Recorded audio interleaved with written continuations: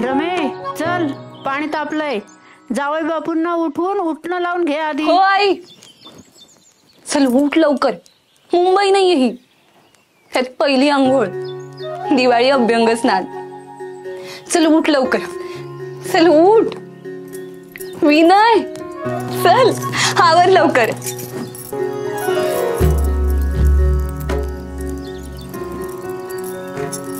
मगाशी उठण्याचा जो त्रास झाला ना, तो या सुगंधी उठण्यामुळे ना अगदी क्षणात निघून गेलाय. आणि अगं किती छान संस्कृती आहे ना आपल्या सणांची. म्हणजे बघ ना, आयुष्यात पहिल्यांदाच मी वसुबारस दिवशी गाईचं आणि वासराचं पूजन केलंय. धनत्रयोदशीला मी आरोग्याची आणि संपत्तीची देवता धन्वंतरी यांची पूजा केली.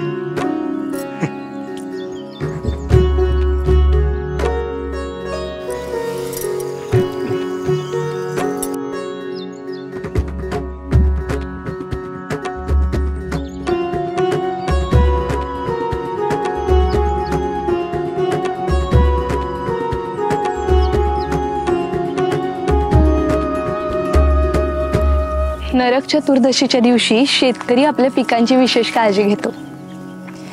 या दिवशी सगळेजण एकत्र येतात, आपल्या पिकांचं महत्त्व समजून घेतात.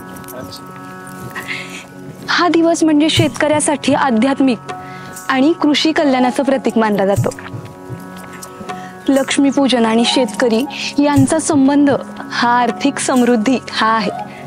प्रत्येक शेतकऱ्याला वाटतं की माझ्या पीक उत्पादनातून चांगलं यश मला मिळावं.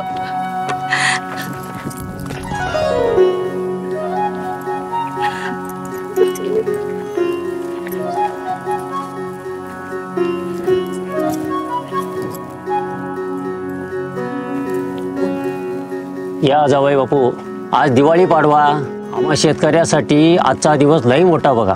आजच्या दिवशी नवं पीक घेणं आणि शेताची नवीन कामाची सुरुवात करण्याची तयारी समधीकडे होत असते बघा. आज पाडव्याच्या दिवशी आपल्या गाईचं आणि बैलाचं पूजन केलं जातं. त्यांच्या आरोग्यासाठी आणि त्यांच्या कल्याणासाठी देवाकडे प्रार्थना करतो. आणि म्हणूनच दिवाळी पाडव्या दिवशी समद कुटुंब एकत्र येतंय आणि सण साजरा करते.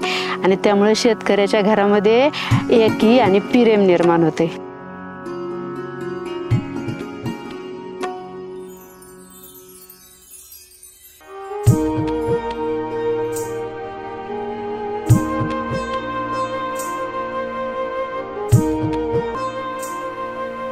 जसा नवरात्र सणाचा शेतकऱ्यांशी गहन संबंध आहे, तसाच दिवाळीचा सुद्धा आहे. नवरात्राचा? हो. कसं काय? नवरात्रीमध्ये घट बसतात. बरोबर. मग त्या घटासाठी माती शेतातून आणली जाते. अच्छा. त्यामध्ये बीज पेरलं जातं. हो. याचा मूळ उद्देश माती परीक्षण करणं आणि रब्बी हंगामासाठी बीजची उगवण क्षमता तपासणं हा आहे. ओके, म्हणजे यामागे शास्त्र आहे. हो.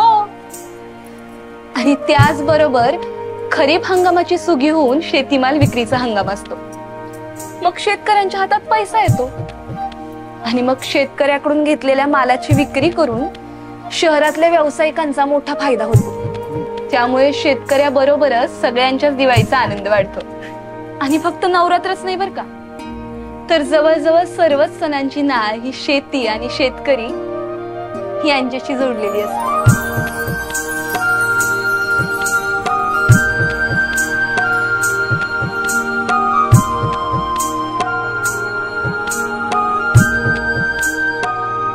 मुंबईचा जल्लोष जरी वेगळा असला ना, तरी इथली शांती आणि श्रद्धा यांना काहीच तोड नाहीये. इथे ना प्रत्येक सणाचा अर्थ वेगळा आहे. प्रत्येकाचं काहीतरी गहिरं तत्वज्ञान आहे. असं म्हटलं जातं की जिथं श्रद्धा आणि श्रम एकत्र येतात तिथं समृद्धी नांदते. इथं दिवाळी म्हणजे फक्त दिव्यांची रोषणाई किंवा मिठाईची देवाणघेवाण करणारा सण नाही, तर आपली परंपरा, संस्कृती आणि कुटुंबियांचा आपलेपणा जपणारा सण. निसर्ग आणि शेतकऱ्याच्या कष्टाचा सन्मान आहे.